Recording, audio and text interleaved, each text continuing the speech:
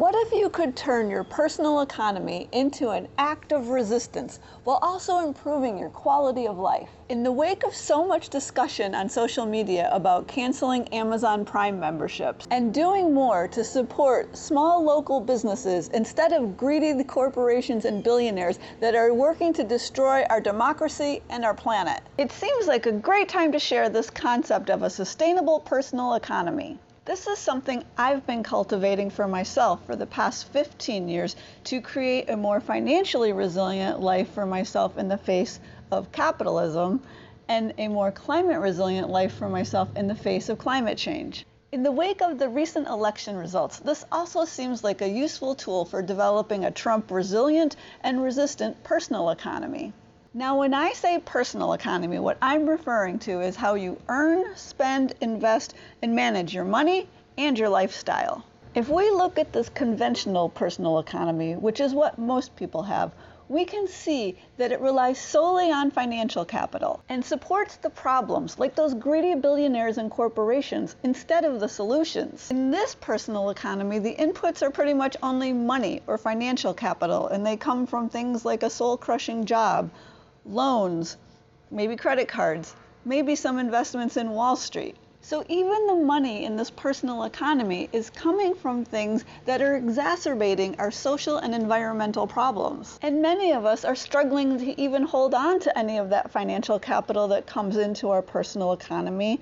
And it's often just going straight out. Or when we are able to hold on to it in our personal economy, we're doing it by putting it in banks that are funding the fossil fuels industry, or into stocks in Wall Street and companies that are pushing against what's best for us, we the people. And when many people spend money and it leaves their personal economy, they're doing it to buy things at places like Walmart or from Amazon.com. Or they're investing in the stock market and things that are outside of their community. So they're sending the money outside of their community, and their communities are becoming poorer and less vibrant, and they're suffering because they live in less vibrant, financially viable communities. And not only that, the stuff that people are buying often, especially the Amazon and Walmart stuff, it's not stuff that holds its value. So the money's just, they're leaking money out of their personal economy. They're not spending it in ways that captures the energy of that money and holds it in their personal economy. And on top of that, I just want to point out that, again, this conventional personal economy is only reliant on financial capital, which makes it extremely fragile. And relying only on money or financial capital leaves us extremely fragile, as well as lonely. Money and transactions separate from each other. So let's look more closely at the sustainable personal economy. It relies on multiple forms of capital. And yes, financial capital is one of those, but there are things like social capital, experiential capital, which would be the skills in gardening, plumbing, health as a form of capital.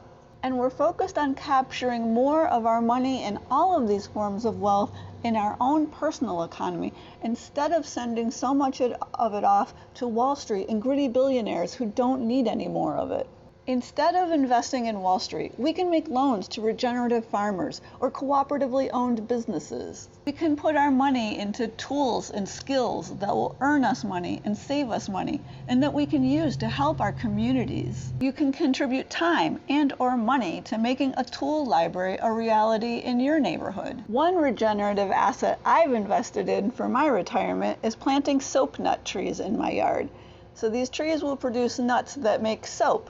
And so that is something I can use for laundry, I can use for cleaning my house, I can even make shampoo from it. So it's something that will save me money, but I can also sell them if I need to, and I can gift them to people and barter with them. There are so many ways we can expand how we think about wealth and investing. And by doing that, we're able to capture and store so much more of our financial capital and all of these other forms of capital in our own personal economies and our communities, instead of letting it all leak out to Wall Street and greedy billionaires and just the whole capitalist system. And you can see how much more dynamic and joyful and less fragile this sustainable personal economy is than that conventional version. I even created this personal economy makeover course well before the election to show others how to design their own sustainable personal economies. Even though the future looks quite bleak, there are things we can do to fortify ourselves so we're better prepared to live through it all. And all of these things make us and our communities more resilient in the face of climate change, bring more joy, connection, and good health to our lives, and are good for the planet, while also helping to thwart capitalism and Trump. So what are you waiting for?